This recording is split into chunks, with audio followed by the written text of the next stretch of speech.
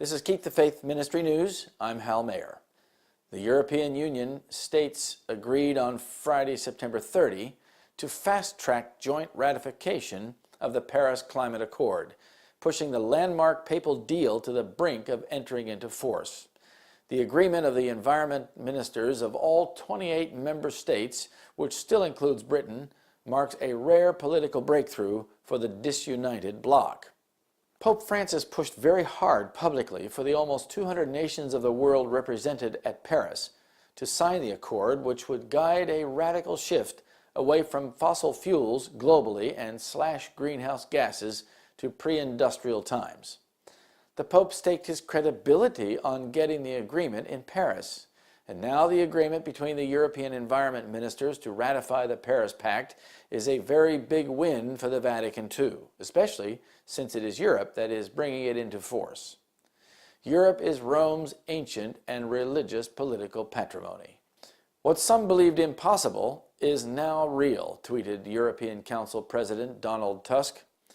European Climate Commissioner Miguel Arias Canetti hailed it a historic decision.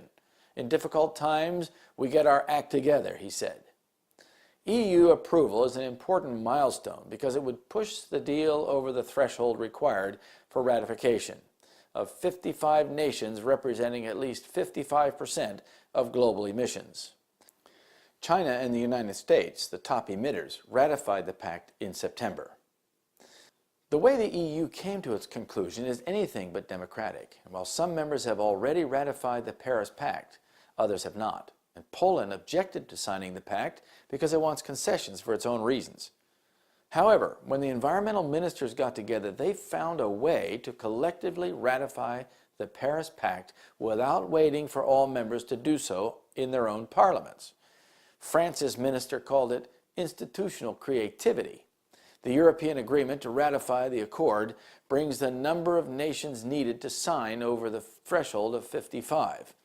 India also signed the agreement on October 2, pushing the percentage of greenhouse gases represented to 52, very near the 55% threshold needed for the agreement to enter into force. After both thresholds are met, the Paris Pact goes into force in 30 days. President Obama unconstitutionally ratified the agreement, which is really a treaty, without the approval of the U.S. Senate. One wonders how much Vatican representatives have worked with the world leaders behind the scenes to get the climate pact ratified.